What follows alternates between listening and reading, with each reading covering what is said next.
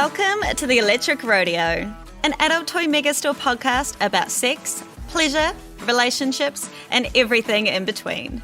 I'm your host, Emma Hewitt, a sex educator and sex toy enthusiast. Every episode, I take a deep dive into a fascinating new topic, talk to experts, and answer common sex questions. Because sex is normal, messy, pleasurable, intimidating, and a hell of a lot of fun.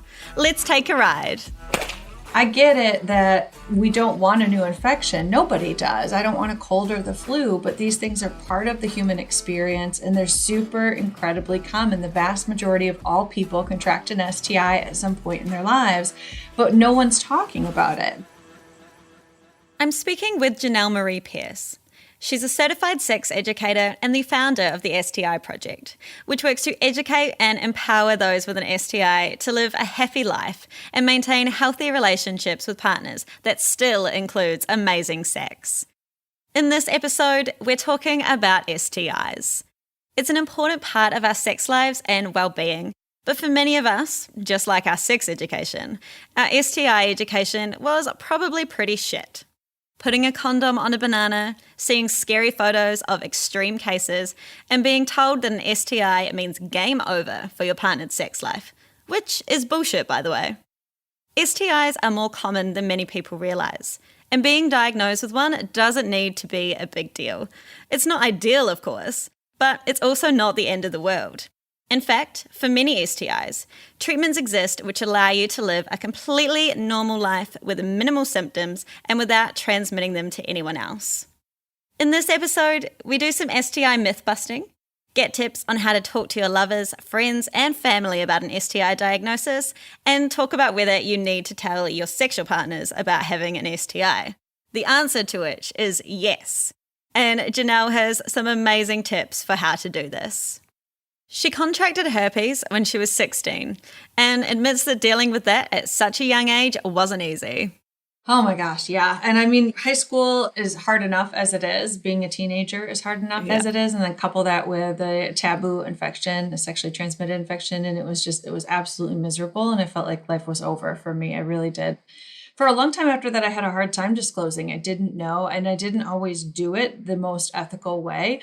And that's part of why I started the work that I do in such a very direct and honest and authentic, very vulnerable way. Like I talk about my experience of not always disclosing before engaging in activities and putting people at risk, and then learning how to disclose and how to do it in a way that was ethical.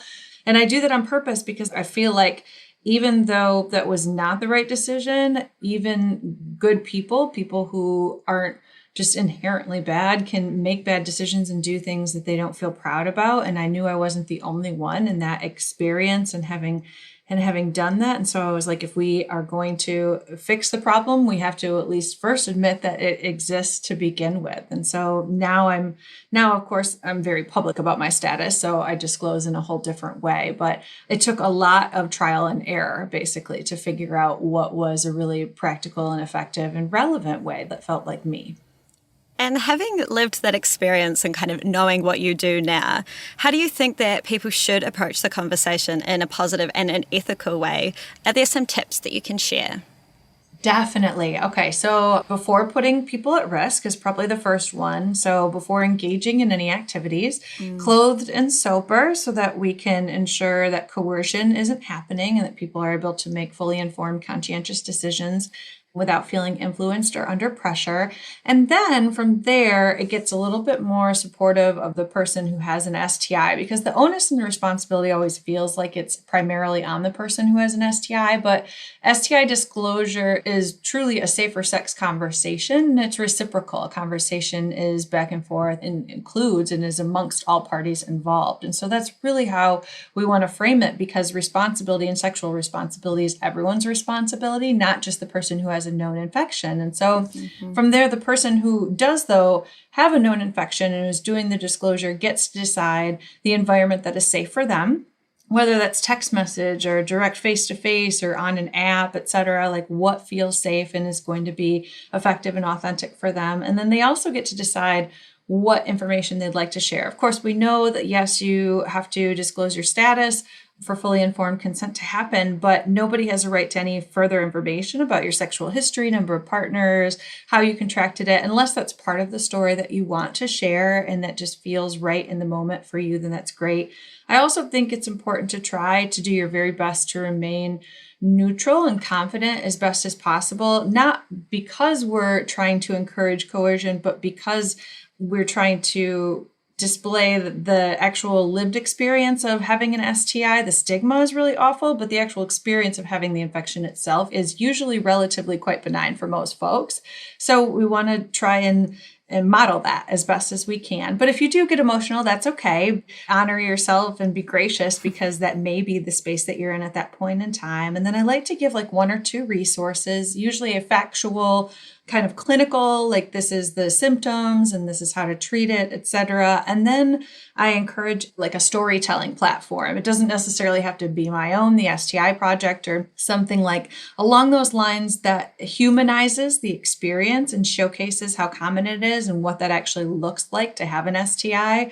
And then from there, take a beat and give that person space, that person or persons space to make the decision. And of course, this is going to be easier said than done, but do your very best not to take it personally, or try your best not to take it personally. And like I said, that's easier said than done because rejection sucks no matter who you are and what kind of rejection we're talking about. But really, their no is just a yes someplace else for you and is not representative of who you are. It's just where they're at in that time and whether or not they're willing to consider that risk. So STIs are common, and because of this, there has been really great advancement in treatments. So why do you think there is still so much of this shame around STIs? Oh, I mean, you just pointed out a couple of key points. I mean, like, yeah, it seems like something that we should be comfortable talking about, right? Like sex cells and sex cells deodorant and socks. And but when it actually comes to talking about some of the not ideal consequences, even though this is part of our human experience, it's like everybody is mum is the word and just totally shies away from it. And we really aren't given a lot of practical examples in our culture. Like, what does that look like? What does this conversation look like? And how do we make it not awkward? And so I think that's part of it. I think that the fact is that we're not talking about it from a practical, normal standpoint. It's very sensationalized. Like, again, I get it that we don't want a new infection. Nobody does. I don't want a cold or the flu, but these things are part of the human experience and they're super incredibly common. The vast majority of all people contract an STI at some point in their lives, but no one's talking about it. But these things happen, it's not ideal, but they happen. And do you think that there's a direct connection then to sex education in schools? So here in NZ, basically you learn that if you get an STI, your sex life is over. And that's obviously not the case. Do you think that schools can better inform our young people around STIs? And what age would you say that that's actually important to start getting educated? That is such a great question. As a new parent myself, it should be an ongoing conversation, not just to like sit down and have the talk, quote unquote. Like it's an ongoing learning opportunity to be comprehensive about our education and not this, what we traditionally see as shame-based abstinence only. And comprehensive sexual health education includes abstinence only education as well, but it expands that and encourages choice and decision making. And it's been proven via research that the more that we empower our adolescents and young adults with sexual health education, the less likely that they are to engage in risky behaviors, the more likely they are to encompass safer sex practices. And then the older at an age that they decide to have their sexual debut. So it's all beneficial the more that we provide this comprehensive information. What role does the media play, do you think? I feel like in my personal experience, I've never really seen a positive portrayal of STIs in popular films or TV shows. Can you think of any examples where that's been the case? They tend to be the butt of jokes. Oh, absolutely. It's always the butt of jokes. It's like the last bastion of acceptable shaming. I mean, we know we no longer can degrade somebody based on their race and their religion, their sexual orientation even. But when it comes to STIs, there are very few people who will speak up and say, hey, wait a minute, like that's me, that's my experience. That doesn't feel good to hear you talk about it in that way, or to other me, or to categorize this entire group of people as a certain subset. It doesn't make any logical sense, but it still is utilized. To be honest, it's a very lazy joke that's used in all comedy. You see this in tons of comedic, stand up as well as movies and all over the place. And just nobody stops and says, wait a minute, that's just not funny. It's just old, there's nothing unique about it at this point. Now, in 2019, the CDC, so the Centers for Disease Control and Prevention, reported that the US was on track for a 6th consecutive year of record STI numbers. And then, of course, COVID hit and those numbers dropped back down. So in your opinion, what can we take away from this report? What impact do you think COVID has had on sex and STI rates? What's interesting about that is whenever we look at those statistics, whenever we look at media headlines like that, it's like they're skyrocketing, it's an epidemic. And it's not to say that the numbers aren't increasing, but why have they been increasing? Are they increasing because more people are getting tested? We've seen this with COVID. Or are they increasing because the population who are of sexually active ages are increasing? I mean, is it per capita, or is it higher than the per capita increase a year over year? And the CDC has a fiduciary incentive because they want federal dollars to go toward their STI prevention programs, which is not a negative endeavor, of course. It's all beneficial overall for public health. So they're not assuaging the media from utilizing these headlines, but these headlines then start to make this kind of fear-mongering and this worry and this perception that the numbers are either higher than they are, or that they are a result of specific kinds of behavior.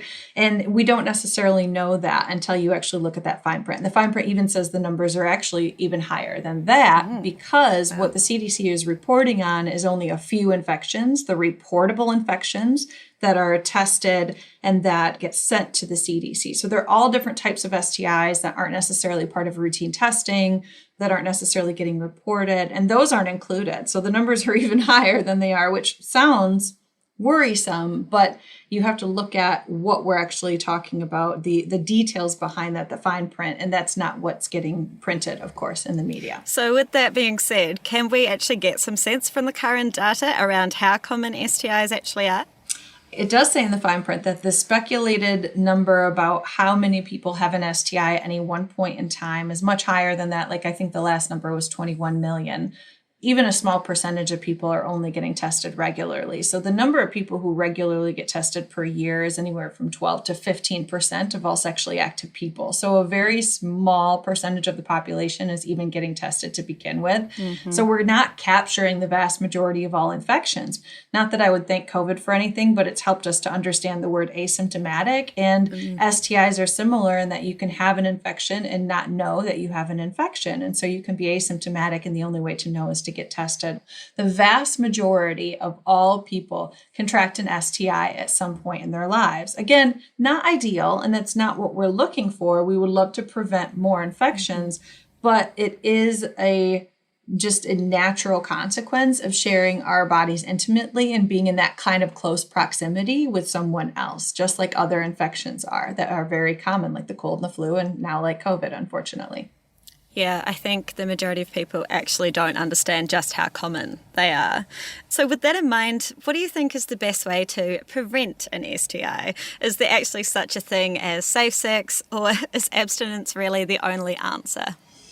I mean, the only 100% safe sex, of course, is abstinence, is no sex whatsoever. But we like to say safer sex when we're talking about sexual health and in the public health field, because there are things that can make these activities safer. And I mean, it's important, I think, to frame this in a more neutral perspective of like being a sexually active individual and in tune with your sexuality. And so how to do that in a way that reduces risk as much as possible, with the awareness that everything we do in our life, literally, there's risk and reward, and we have to discern which risks we're willing to accept and which risks we want to mitigate. And so in terms of comprehensive safer sex, there's a few different components. Barriers, which are really common and people are familiar with, condoms, of course, internal and external, dental dams. You can even use saran wrap if it's non-microwavable and non-porous, and in replace of a dental dam, because dental dams aren't easily accessible and you don't see them very often. Lube reduces risk. Ooh. That's surprising to a lot. I always say that lube should be everyone's friend. It feels good, first of all, but it reduces the tiny cuts and tears that can happen as a result of partnered sexual activity, so both front and back. And then getting tested regularly before and after each new partner is like the gold standard, but as often as you can, and that's accessible to you, as well as having conversations. Having a dialogue about sexual health and safer sex is part of reducing your overall risk, because you're being cognizant of one another's bodies and your health practices and what is going to be your needs and boundaries and what you need to pursue and what your expectations are in terms of safety. And then also considering reducing substances and activities that may hinder your decision-making process. That's minimizing or reducing the number of concurrent partners and or spacing them a little farther between, etc. So there are lots of things that you can consider that will help reduce your overall risk. And that, of course, like I said, we can't eliminate it, but you can always encompass what is going to make sense for you and your practices and you and your relationships. Now, with advances in treatment, many people with STIs are able to live normal, happy and sexually fulfilling lives. So when it comes to manageable STIs, something like herpes, what do we need to know about it? How is transmission controlled and how do we actually treat it? Yes. Oh, that's such a good question, because the assumption is that they're life-altering and ending and that you can't engage in sexual activities, and you absolutely are going to transmit it to a partner if you have an STI. And very interestingly enough, a study had just come out recently that specifically states that folks with a known STI status are less likely to transmit their infection than someone with an unknown status. I mean, we know that the vast majority of all people are going to contract an STI at some point. Some are curable and go away on their own. Some you never even know you had. But then a lot of them are long-term or forever infections. And if that's the case, if so many people have these long-term and forever infections, are all these people not engaging in sexual activities? Of course not. Especially like you said, with herpes in particular, because it's so stigmatized, it's so common, and people are absolutely petrified of like, okay, if I contract it, and now that I have it, that means I'm going to automatically transmit it to all my partners. No one will ever want to be with me. How is this ever going to work? And I've had multiple partners from an anecdotal personal experience who have never contracted herpes from me. And this is then shared and echoed by thousands of people that I've worked with throughout the last 10 years of doing this work. And really, you can do a combination of things from the comprehensive safer sex methods that I've already mentioned. And then also with herpes, because it's a virus, you take suppressive therapy, which is an antiviral every single day that cuts their risk in half. And then things like not engaging in activities when you have an outbreak specifically, but then also not engaging in activities when you feel prodrome symptoms come on, which is just basically signs and symptoms that you may be getting an outbreak sometime soon. Not everybody does, but the folks who do get outbreaks have some symptoms leading up to that outbreak. All of those practices combined can make it actually very easy for your partner to not get herpes from you. So much of that was new to me, particularly around the antivirals and being able to keep partners safe. So on that point, what do you think the future holds for STIs? Do you think that we'll ever see cures for these infections?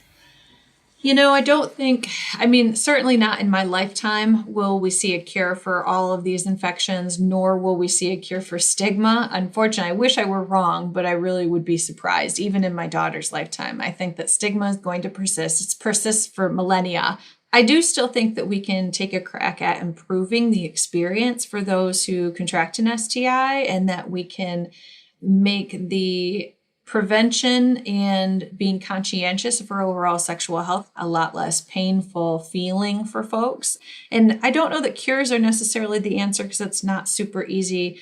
And there are over 30 STIs according to the World Health Organization. So that would be a lot of research that just is not even in the works right now. There are some vaccines and cures down in the pipeline, but not for the vast majority of all of these infections. But even so, you mentioned this earlier too, and you were talking about them being treatable and manageable. And that's the thing, all of these 30 plus STIs, they're either treatable or they're manageable, one or the other. They're not a death sentence, and it's not the end of the world for your overall life as well as your sex life. So it doesn't have to be doom and gloom like the perception is in the public eye. Yeah, I think you're so right about that. I think the best thing that we can really do at the moment is just have more conversations about it and help to normalize it. So finally, Jenelle, I would like to do a little quick fire yes or no round, if that is okay with you. Yes, let's do it. Amazing. Okay. First, are cold sores herpes? Yes. Okay, I know I said yes or no, but can you really, really quickly expand on that a little bit? Because I feel like this is a confusing one for people. Absolutely. So cold sores traditionally are viewed as the good herpes or not a big deal, but herpes can be HSV1, HSV2, and it used to be that HSV1 was above the waist, was more traditionally thought of as cold sores, and then HSV2 was more thought of as genital herpes, but now we know that both HSV1 and HSV2 can be in both locations. Both can exist orally and both can exist genitally. One prefers one location, the other prefers the other location, but we see them in both. And now HSV1 in particular is really commonly being spread to the genitals through oral sex. So your cold sores are herpes. They can be spread to the genitals through oral sex. Good to know. Okay, back to quickfire. Can I get an STI from being in a hot tub or a spa pool in New Zealand with someone who has one? No. Can I get an STI from a toilet seat? No. Do I need to tell someone I am STI positive before sleeping with them, even if we're going to be using a condom? Yes. Are condoms 100% reliable to prevent an STI? No. And because this podcast is sponsored by Adult Toy Megastore, can I pass along an STI by sharing sex toys? You can, yes. Jenelle, thanks so much for joining me and sharing your knowledge. I've really learned a lot, and I'm sure our listeners have too. It is my absolute pleasure. Thank you so much for having me.